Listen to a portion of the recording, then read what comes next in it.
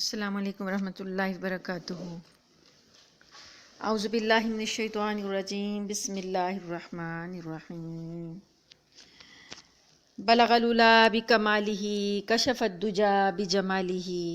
حسنت جمیع خصالہ، صلوا علیہ وآلہ۔ غزوہ احد کے بعد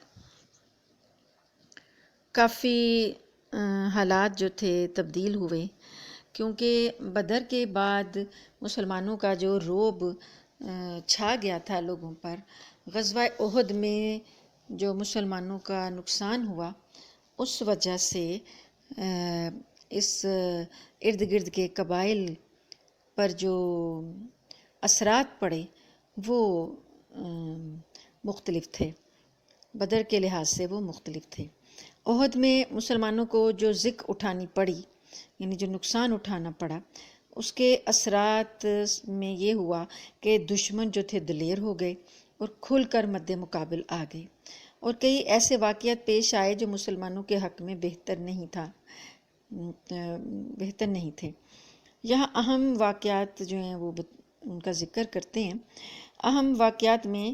صفر کا مہینہ 4 ہجری میں رجی کا حادثہ پیش آیا۔ رجی کا جو یہ حادثہ ہے اس میں یہ ہوا کہ ازل اور قارہ، یہ دو قبیلوں کے نام ہیں، ازل اور قارہ۔ ان کے کچھ لوگ نبی کریم صلی اللہ علیہ وآلہ وسلم کے پاس آئے اور ذکر کیا کہ ان کے قبیلے میں اسلام کا چرچا ہے، لہٰذا آپ انہیں دین سکھانے اور قرآن پڑھانے کے لیے کچھ لوگوں کو بھیج دیں تاکہ ہمیں وہ قرآن سکھائیں ہمارے اندر قبائل میں آ کے۔ آپ صلی اللہ علیہ وآلہ وسلم نے 10 صحابہ کرام کو روانہ کیا اور عاصم بن ثابت کو ان کا امیر بنایا اور انہیں معلم بنایا کہ آپ جائیں اور جا کر ان کو اسلام سکھائیں۔ جب یہ لوگ رجی پہنچے، رجی جگہ کا نام ہے، مقام کا نام ہے، جب وہ یہ وہاں پہنچے تو ان لوگوں نے جو انہیں لینے آئے تھے نا، ازل اور قارہ کے جو لوگ تھے، انہوں نے ان کے ساتھ غداری کر دی اور کیا کیا کہ ایک قبیلہ ہے حذیل، قبیلہ حذیل کی ایک شاخ ہے بنو لحیان، ان کے لوگوں کو بلا لیا انہوں نے اور ان کے اوپر چڑھائی کر دی۔ ان کے تقریباً 100 تیر انداز تھے۔ انہوں نے ان 10 لوگوں کو ایک ٹیلے پر جا گھیرا، پھر انہوں نے ان سے وعدہ لیا، عہد لیا کہ اگر تم ٹیلے سے نیچے اتر آؤ گے تو ہم تمہیں قتل نہیں کریں گے۔ عاصم بن ثابت جو کہ امیر تھے، انہوں نے اترنے سے انکار کر دیا اور انہوں نے اپنے ساتھیوں سے مل کر ان سے جنگ شروع کر دی۔ 7 افراد مارے گئے، یعنی شہید ہو گئے، 7 لوگ شہید ہو گئے اور 3 باقی رہے۔ کافروں نے پھر کہا کہ ہم تم سے وعدہ کرتے ہیں کہ اگر تم پہاڑی سے ٹیلے سے نیچے اتر آؤ گے تو ہم تمہیں کچھ نہیں کہیں گے۔ چنانچہ وہ تینوں نیچے اتر آئے، مگر کافروں نے ان سے بد عہدی کی اور انہیں باندھ دیا، رسیوں میں جا کر باندھ دیا۔ تو اس پر ایک نے یہ کہہ کر ساتھ جانے سے انکار کر دیا کہ یہ پہلی بد عہدی ہے، یعنی تینوں میں سے ایک نے کہا کہ ہم لوگ تمہارے ساتھ نہیں جائیں گے، تم نے بد عہدی پہلی تو یہی کر دی ہے۔ کافروں نے انہیں قتل کر دیا۔ اب باقی جو 2 رہ گئے انہیں لے جا کر مکہ بیچ دیا، اور یہ دونوں جو باقی بچے تھے یہ تھے حضرت خبیب بن عدی اور زید بن دسنہ۔ زید بن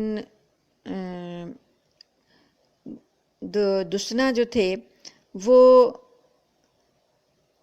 یعنی یہ 2 جو صحابہ تھے نا، خبیب بن عدی اور زید بن دسنہ، ان میں سے جو خبیب تھے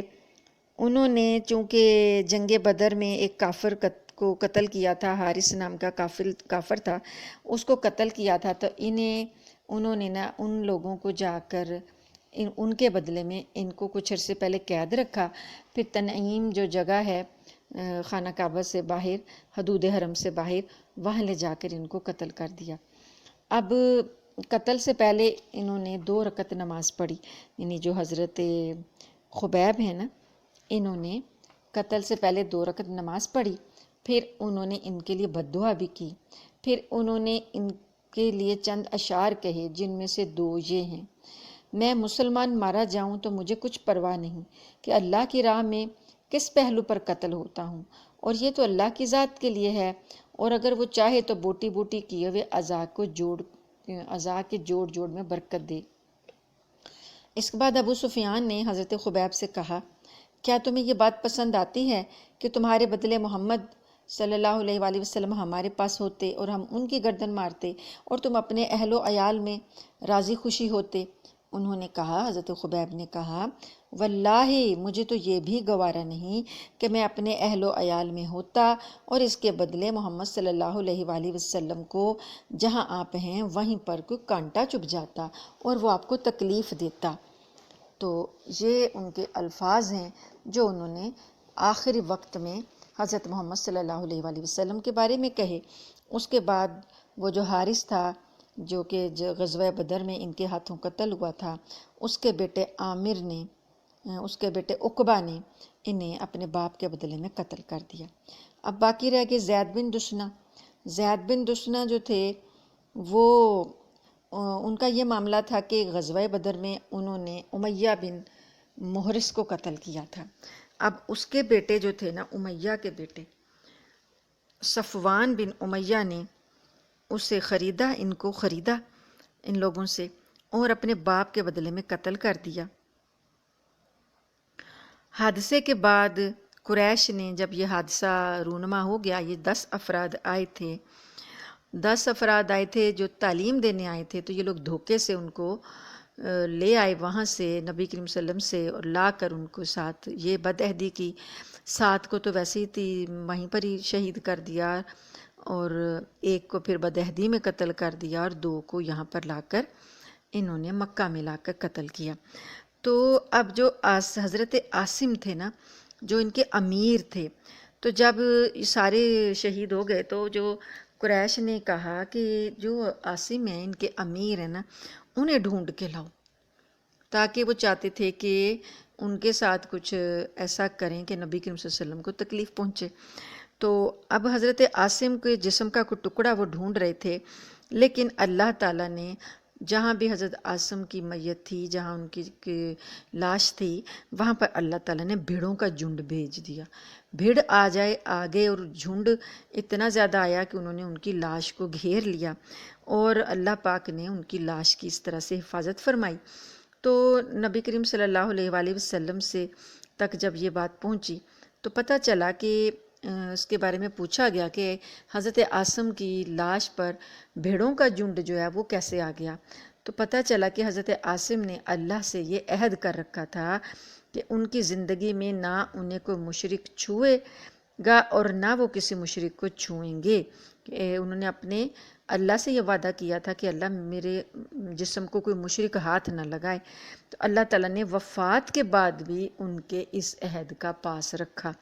تو یہ ایک حادثہ پیش آیا رجی کا، کہ یعنی دشمن اتنے دلیر ہو گئے کہ انہوں نے نبی کریم صلی اللہ علیہ وسلم کے ساتھ اور آپ کے ساتھیوں کے ساتھ بدعہدی کی۔ اب یہ 10 صحابہ جو تھے جب یہ شہید ہوئے، نبی کریم صلی اللہ علیہ وآلہ وسلم کو اس کا بڑا صدمہ تھا۔ ابھی یہ المیہ پیش آیا ہی تھا کہ ایک اور حادثہ پیش آ گیا جو رجی سے بھی زیادہ المناک تھا۔ وہ تھا بئر معونہ کا المیہ۔ بئر معونہ، بئر کنویں کو کہتے ہیں، تو معونہ نام ہے۔ تو معونہ کا جو کنواں تھا وہاں پر یہ ایک ایسا حادثہ پیش آیا، المیہ پیش آیا، تو اس کا نام ہی پڑ گیا بئر معونہ کا المیہ۔ اس کا خلاصہ یہ ہے کہ ابو براء عامر بن مالک جو نیزوں سے کھیلنے والے کے لقب سے مشہور تھا، یہ مدینہ نبی کریم صلی اللہ علیہ وسلم کی خدمت میں حاضر ہوا۔ آپ نے اسے اسلام کی دعوت دی۔ اس نے اسلام تو قبول نہیں کیا، لیکن دوری بھی اختیار نہیں کی، اور یہ توقع ظاہر کی کہ اگر اہل نجد کے پاس تبلیغ کے لیے آدمی بھیج دیے جائیں تو وہ اسلام قبول کر لیں گے، اور اس نے یہ بھی کہا کہ وہ سارے لوگ میری پناہ میں ہوں گے۔ چنانچہ نبی کریم صلی اللہ علیہ وآلہ وسلم نے قراء صحابہ میں سے، قراء یعنی جو قرآن پاک کو بہت اچھا پڑھتے تھے، ان صحابہ میں سے 70 مبلغین بھیج دیے۔ اس کے کہنے پہ، ابو برا عامر کے کہنے پر انہوں نے، یہ 70 لوگ جو تھے، بیر معونہ یہاں پر پڑاؤ ڈالا اس جگہ پر، اور حضرت حرام بن ملحان رسول اللہ صلی اللہ علیہ وآلہ وسلم کا نامہ مبارک لے کر، خط مبارک لے کر اللہ کے دشمن عامر بن طفیل کے پاس گئے۔ اس نے خط پڑھنے کی بجائے ایک آدمی کو حکم دیا کہ ان کو قتل کر دیا جائے، یعنی حضرت حرام بن ملحان کو۔ اس نے حضرت حرام کے پیچھے سے اس طرح نیزہ مارا کہ وہ ان کے آر پار ہو گیا۔ حضرت حرام نے فرمایا، اللہ اکبر، رب کعبہ کی قسم، میں کامیاب ہو گیا۔ اس کے بعد فوراً ہی اس اللہ کے دشمن نے، یعنی عامر بن طفیل نے، باقی صحابہ پر حملے کے لیے بنو عامر کو آواز دی، مگر ابو برا کی پناہ کے پیش نظر انہوں نے اس کی آواز پر کان نہ دھرے۔ ابو برا نے کہا تھا نا کہ میری پناہ میں ہوں گے، تو اس کے قبیلے والوں نے اس کی آواز پر کان نہ دھرے، لہٰذا اس نے بنو سلیم کو آواز دی۔ بنو سلیم جو تھے وہ، انہوں نے آ کر، ان کی کچھ شاخیں تھیں، انہوں نے آ کر ان صحابہ کرام کا محاصرہ کر لیا، یعنی انہیں گھیرے میں لے لیا اور سب کو مار ڈالا، سب کو شہید کر دیا۔ صرف کعب بن زید اور عمر بن امیہ بچ گئے۔ کعب بن زید زخمی تھے، انہوں نے انہیں مردہ سمجھ کر چھوڑ دیا، چنانچہ وہ شہداء کے درمیان سے اٹھا لائے گئے، پھر وہ زندہ رہے اور غزوہ خندق میں شہید ہوئے۔ اور عمر بن امیہ جو تھے وہ کیسے بچ گئے؟ وہ منذر بن عقبہ کے ساتھ اونٹ چرانے گئے ہوئے تھے، انہیں پتہ ہی نہیں چلا کہ پیچھے کیا حادثہ ہو گیا ہے۔ انہوں نے جائے واردات پر جب پرندوں کو منڈلاتے دیکھا تو حادثے کی نوعیت سمجھ گئے، چنانچہ وہاں پہنچ کر، یہ دو لوگ تھے، عمر بن امیہ اور منذر بن عقبہ، وہاں پہنچ کر منذر نے دشمنوں کے ساتھ لڑائی کی، تو ظاہر ہے وہ اکیلے تھے تو دشمن بہت زیادہ تھے، تو وہ لڑتے بھڑتے شہید ہو گئے، اور عمر بن امیہ کو ان لوگوں نے قید کر لیا۔ جب عامر بن طفیل کو بتایا گیا کہ ان کا تعلق قبیلہ مضر سے ہے، کہ یعنی جو عمر بن امیہ ہیں ان کے قبیلے کا تعلق قبیلہ مضر سے ہے، تو عامر نے ان کی پیشانی کے بال کٹوا کر اپنی ماں کی طرف سے، جس پر اس نے ایک گردن آزاد کرنے کی نظر کی تھی، انہیں آزاد کر دیا۔ یعنی اس کی ماں نے اس نے اپنی ماں کے لیے نظر مانی تھی کہ میں ایک گردن آزاد کروں گا، ایک غلام آزاد کروں گا تمہاری طرف سے، یعنی ماں کی نظر تھی نا، تو انہوں نے کہا کہ ان کو نظر میں ان کو آزاد کر دیتا ہوں۔ حضرت عمر جو تھے اب اسی حالت میں مدینہ پلٹے، اور انہوں نے جا کر سارا ماجرا نبی کریم صلی اللہ علیہ وآلہ وسلم کو بتایا۔ راستے میں ایک ایسی جگہ پر پہنچے کہ نبی کریم صلی اللہ علیہ وآلہ وسلم کو جب یہ پتہ چلا کہ رجی اور بیر معونہ کے ان حادثات سے دونوں آگے پیچھے ہو گئے، ادھر 10 آدمی شہید ہوئے، ادھر 70 آدمی شہید ہوئے، آپ صلی اللہ علیہ وسلم کو سخت رنج و الم پہنچا۔ اور یہ دونوں حادثے ایک ہی مہینے میں، سفر کے مہینے میں پیش آئے تھے، اور کہا جاتا ہے کہ دونوں واقعاتی خبر آپ کو ایک ہی رات میں پہنچی تھی، کیونکہ اگر تھوڑا وقفہ ہوتا نا، کہ جیسے 10 صحابہ پہلے شہید ہو گئے تھے تو نبی کریم صلی اللہ علیہ وسلم کو پتہ پہلے ہوتا تو ہو سکتا آپ اگلے جماعت کو نہ بھیجتے کہ یہ کافر لوگ تو بدعہدی کر رہے ہیں، تو ایک ہی وقت میں یہ دونوں واقعات پیش آ گئے۔ آپ صلی اللہ علیہ وسلم کو ایک ہی رات میں دونوں کی خبریں مل گئیں، کیونکہ دونوں کی جگہ الگ الگ تھی، رجی الگ جگہ پہ تھا، بیر معونہ الگ جگہ پر تھا، اور کہا جاتا ہے کہ نبی کریم صلی اللہ علیہ وسلم کو ایک ہی رات میں یہ خبر پہنچی، تو آپ نے ان قاتلوں پر، جنہوں نے یہ قتل کیا اتنے ظالمانہ طریقے سے، 70 ایک صحابہ اور 10 ایک صحابہ شہید کیے، تو نبی کریم صلی اللہ علیہ وسلم نے ان قاتلوں پر 30 روز تک، ایک مہینے تک آپ نے نماز فجر میں بد دعا فرمائی، اور یہ ایک طرح سے آپ کی قنوت نازلہ ہے کہ دشمنوں کے خلاف بد دعا کرنا نماز کے دوران، فجر کی نماز میں، یہاں تک کہ اللہ نے ان شہداء کی طرف سے یہ پیغام نازل کیا، یعنی 30 دن آپ یہ بد دعا کرتے رہے، پھر اللہ کا قرآن نازل ہوا، اللہ پاک نے یہ پیغام دیا جو کہ شہیدوں کی طرف سے تھا، یعنی کہ شہید اللہ کے ہاں کتنے خوش ہیں اور وہ کتنا اللہ کی رضا میں راضی ہیں، تو مطلب یہ تھا کہ وہ لوگ تو شہید ہو کے اللہ کے ہاں خوش ہیں، تو آپ ان کا غم نہ کریں۔ تو اللہ نے یہ نازل کیا پیغام کہ ہماری قوم کو ہماری طرف سے یہ بات پہنچا دو کہ ہم اپنے رب سے ملے تو وہ ہم سے راضی ہے اور ہم اس سے راضی ہیں۔ اس کے بعد پھر آپ نے یہ قنوت نازلہ کی جو دعا تھی یہ چھوڑ دی۔ یہ دو حادثات کے بعد ایک اور واقعہ پیش آیا، 4 ہی ہجری ہے، اور اس کے بعد سفر کے بعد کون سا مہینہ آتا ہے؟ ربیع الاول، تو اگلے ہی مہینے ایک اور اس طرح کی مہم پیش آ گئی، غزوہ بنو نذیر یا بنو نذیر۔ یہ یہودیوں کا جو قبیلے تھے نا 3، ہم نے پڑھا ہے نا پیچھے کہ مدینہ کے اطراف میں 3 قبیلے آباد تھے، ایک تھا بنو قینقاع، ایک تھا بنو نذیر اور ایک تھا بنو قریظہ۔ تو بنو قینقاع نے تو غزوہ بدر کے بعد بدعہدی کی، تو نبی کریم صلی اللہ علیہ وسلم نے ان کو تو جلا وطن کر دیا، مدینہ سے نکال دیا۔ اب یہ تھے بنو نذیر، انہوں نے کیا کیا کہ جب یہ جو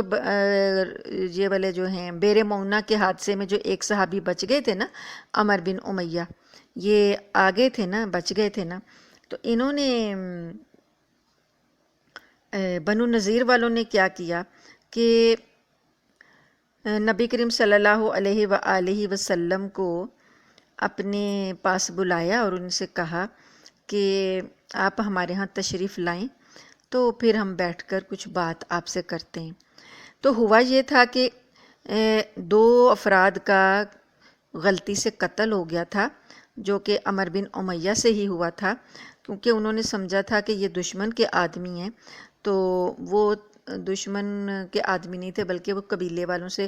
نبی کریم صلی اللہ علیہ وسلم نے حلف لیا ہوا تھا دوستی کا، تو وہ ان کے آدمی تھے۔ تو اب نبی کریم صلی اللہ علیہ وسلم نے کہا کہ چونکہ غلطی سے یہ ہوا ہے تو ہم ان کی دیت دے دیتے ہیں، یعنی فدیہ دے دیتے ہیں، قتل کا خون بہا جو دیت مقرر تھی وہ دے دیتے ہیں۔ تو اب دیت کے لیے ظاہر ہے ایک آدمی کی دیت اگر 4000 درہم ہے تو 4000 درہم میں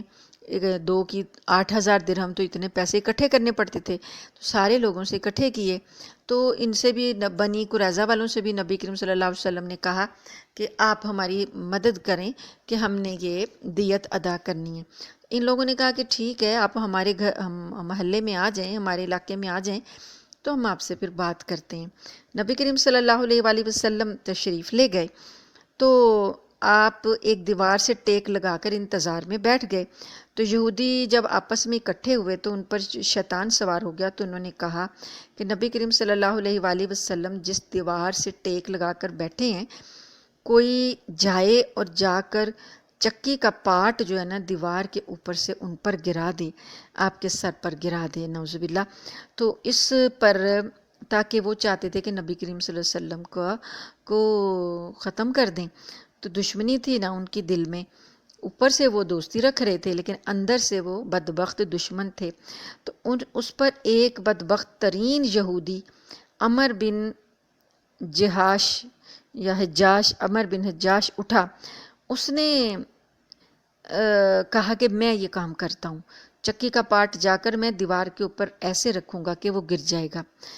ادھر نبی کریم صلی اللہ علیہ وآلہ وسلم کو جبریل علیہ السلام نے خبر دے دی کہ یہ لوگ تو یہ ارادہ کر رہے ہیں، تو آپ یہاں سے اٹھ جائیں۔ چنانچہ آپ تیزی سے وہاں سے اٹھے اور مدینہ چلے آئے۔ بعد میں جو صحابہ آ رہے تھے، ابھی آپ کے پیچھے اور بھی صحابہ آ رہے تھے ساتھ، آپ نے ان کو خبر دے دی تو وہ بھی واپس چلے آئے، آپ نے انہیں سازش کی اطلاع دی تھی۔ اس کے بعد آپ صلی اللہ علیہ وآلہ وسلم نے محمد بن مسلمہ کو یہودیوں کے پاس یہ پیغام دے کر بھیجا کہ ان سے کہو کہ یہ لوگ مدینے سے نکل جائیں، اب وہ یہاں نہیں رہ سکتے، اور ان کو 10 دن کی مہلت دی کہ 10 دن کے اندر اندر جو مدینے میں پایا جائے گا یہودی بنو قریظہ بنو نذیر والوں کا، جو بھی بندہ مدینے میں نظر آیا اس کی گردن مار دی جائے گی۔ اس نوٹس پر یہود نے چند دن تک سفر کی تیاریاں کیں، لیکن اسی دوران جو منافقوں کا رئیس تھا، رئیس المنافقین عبداللہ بن ابی، منافقوں کا سردار تھا، اس نے ان کو یہ کہلا بھیجا، یہ جو تھا یہودی نہیں تھا،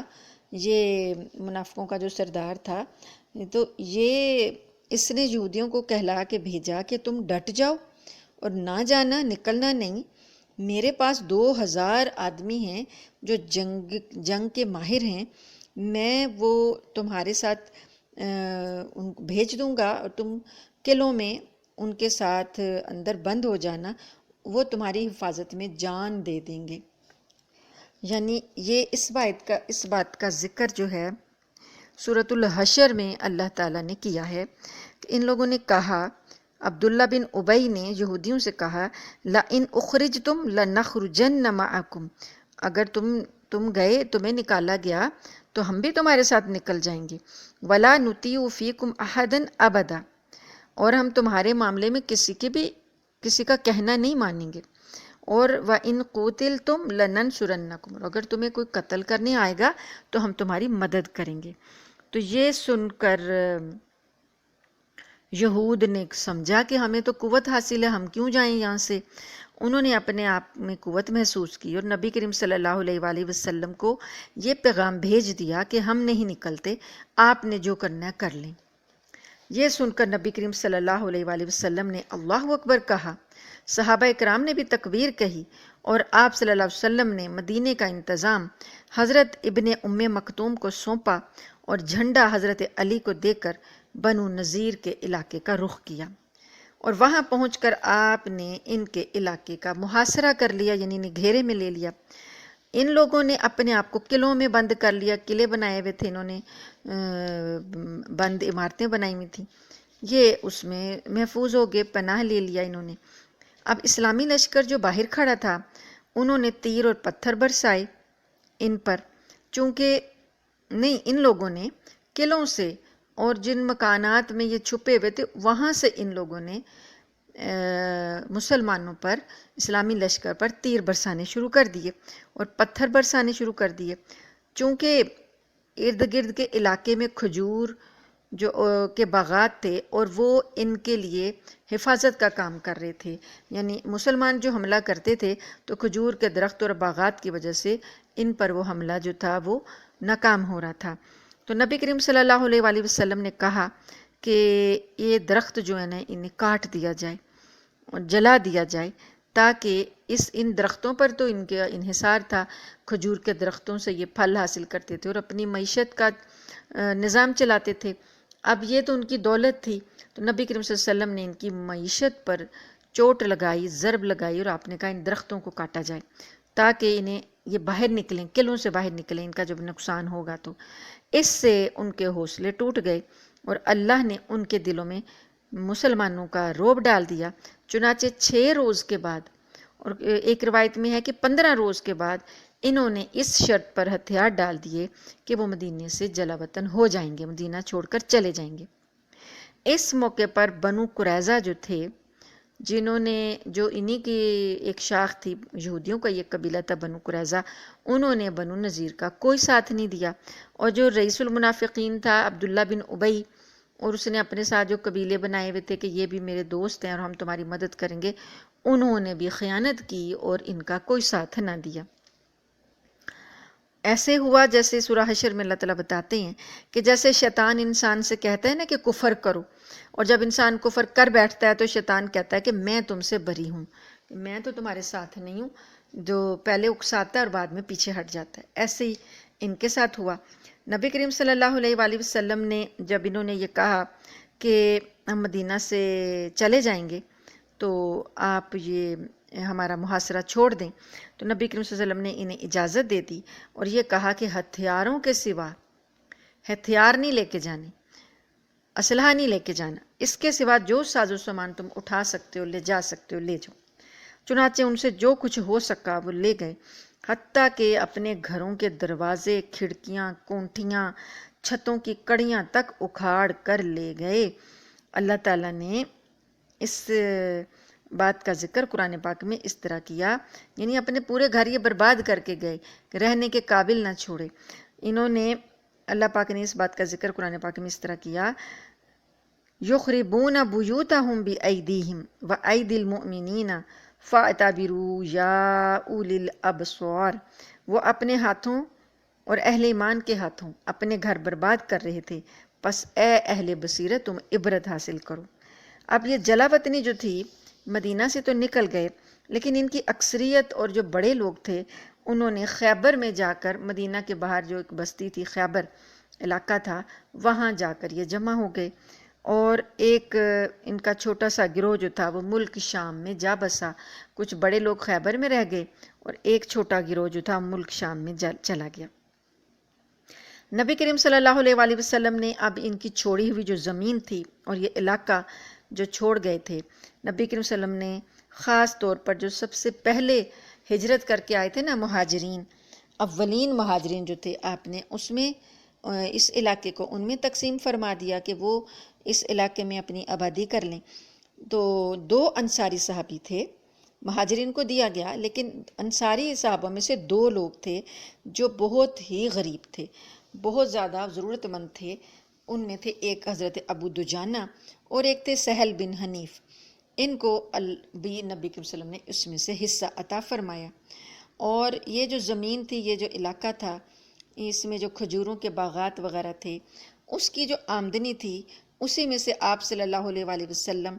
اپنی ازواج مطہرات کا سال بھر کا خرچہ بھی نکالتے تھے.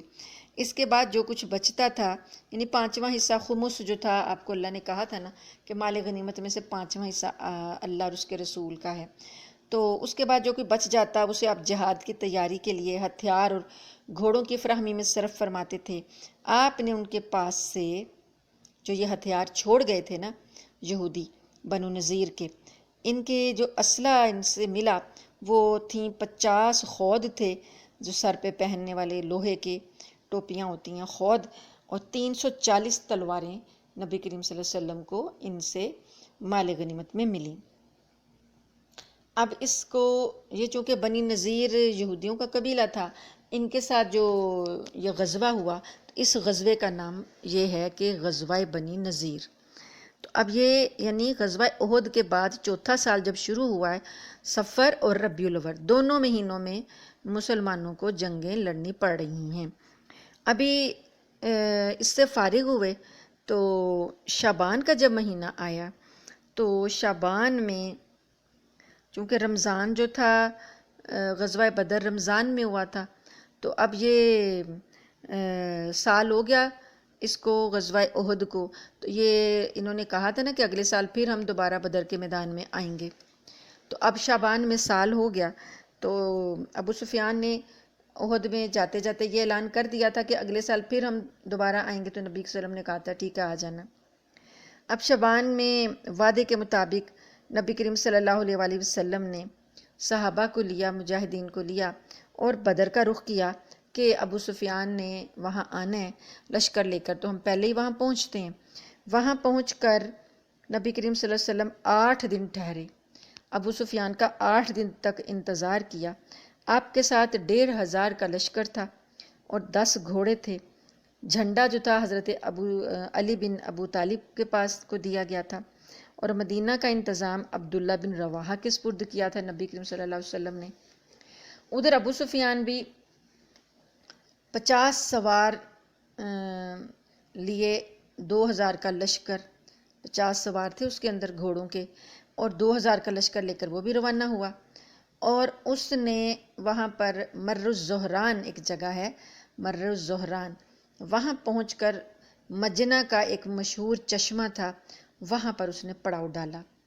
لیکن شروع میں اس پر رعب طاری تھا کیونکہ نبی کریم صلی اللہ علیہ وآلہ وسلم تو 8 دن سے اس کا انتظار کر رہے تھے، تو شروع میں اس پر رعب طاری تھا. چنانچہ یہاں جب وہ پہنچا نا، اس چشمے تک پہنچا، تو اس نے اپنے ساتھیوں سے کہا کہ جنگ تو اسی وقت موزوں ہوتی ہے جب کہ شادابی ہو، ہریالی ہو، جانور ہمارے پیٹ بھرے ہوئے ہوں، چر سکیں، اور تم لوگ بھی دودھ پی لو، جانوروں کے دودھ ہوں، خشک سالی چل رہی ہے. تو ابھی تو ہماری یہ خشک سالی میں نہ ہمارے جانور صحت مند ہیں، نہ ہمارے کھانے کے لیے کچھ ہے، تو ایسا کرتے ہیں کہ واپس چلتے ہیں۔ تو ہم لوگ واپس چلتے ہیں، کیونکہ اس وقت جنگ جو ہے نا ہمارے لیے موزوں نہیں ہے، یہ کہا اس نے اور واپسی کے لیے چل پڑا۔ تو جو اس کے لوگ تھے وہ بھی اس کے ساتھ پورا لشکر جو تھا کسی مخالفت کے بغیر واپس چلا گیا۔ مسلمانوں نے وہاں پر جو 8 دن ٹھہرے بدر کے میدان میں، تو وہ ان کو کیا فائدہ ہوا؟ انہیں یہ فائدہ ہوا کہ وہ جو اپنے پاس ان کا سامان تھا وہ انہوں نے اس کی تجارت کر لی۔ اس میدان میں ان کو اپنا سامان بیچنے کا موقع مل گیا، انہوں نے اپنا سامان تجارت بیچا، 1 درہم کے 2 درہم بنائے، پھر اس شان سے واپس آئے کہ ہر دشمن پر ان کی دھاک بیٹھ چکی تھی اور ہر جانب امن امان قائم ہو چکا تھا، یعنی بنی نذیر سے بھی نجات مل گئی، اب یہ ان کا لشکر بھی واپس چلا گیا، تو امن امان قائم ہو چکا تھا۔ 1 سال سے زیادہ عرصہ گزر گیا تو دشمنوں کو کچھ کرنے کی جرت نہ ہوئی۔ اس کی بدولت نبی کریم صلی اللہ علیہ وآلہ وسلم نے آخری حدود تک امن پھیلانے کا موقع پا لیا، یعنی غزوہ احد کے بعد پھر 1 سال جو تھا اس میں پھر ان کو جرت نہیں ہوئی۔ تو آپ صلی اللہ علیہ وآلہ وسلم نے کو جب یہاں سے امن ملا تو آپ نے 5 ہجری میں، یہ 4تھا سال گزر گیا، تو 5 ہجری میں ایک جگہ تھی دومت الجندل۔ دومت الجندل جو جگہ تھی وہاں پر ڈاکوؤں کا بڑا زور تھا، وہ آنے جانے والوں کو لوٹتے رہتے تھے، تو نبی کریم صلی اللہ علیہ وسلم نے وہاں کا رخ کیا، دومت الجندل کا، وہاں جا کر اپنے ڈاکوؤں کی سرکوبی بھی کر دی، ان کو بھی آپ نے کنٹرول کیا اور وہ بھی بھاگ گئے اور قابو آ گئے۔ یہاں اس طریقے سے چاروں طرف مدینے کی جو چاروں سائڈیں تھیں، چاروں طرف تھی، وہاں پر امن قائم ہو گیا اور نبی کریم صلی اللہ علیہ وآلہ وسلم کو اطمینان حاصل ہوا۔ تو یہ آپ کی کچھ حکیمانہ اقدامات ہیں جن کی وجہ سے ہر طرف امن و امان چھا گیا۔ تو اب 1.5 سال کا عرصہ گزرا تو اس میں کوئی اور پھر مارکا یا کوئی اور مہم یا کوئی اور جنگ پیش نہیں آئی۔ ایسا لگتا تھا کہ اب مسلمان اپنے دین کی اشاعت میں ٹائم لگائیں گے اور اپنے دین کی اشاعت کے لیے اور اپنی اصلاح کے لیے اور اپنی تعلیم کے لیے کچھ وقت فارغ مل جائے گا، لیکن ہوا یہ کہ یہودی جو تھے، ایک قبیلہ بنو قریظہ جو تھا مدینے میں رہ گیا تھا، یہ اصل میں شرارت کی سے باز نہیں آ رہے تھے۔ انہوں نے کچھ عرصہ تو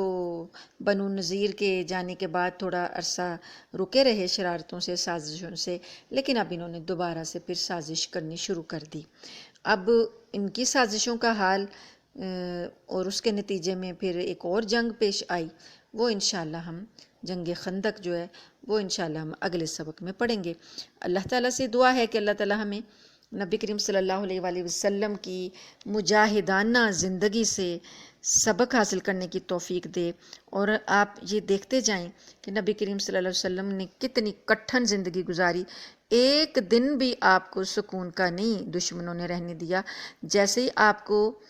ایک جنگ سے فارغ ہوتے دوسری سے فارغ ہوتی تیسری، اور کبھی یہودی اٹھ جاتے، کبھی مکہ والے آ جاتے، کبھی ارد گرد کے دوسرے لوگوں کو ساتھیوں کو ملا لاتے، اس طریقے سے نبی کریم صلی اللہ علیہ وسلم کا ایک ایک لمحہ، ایک ایک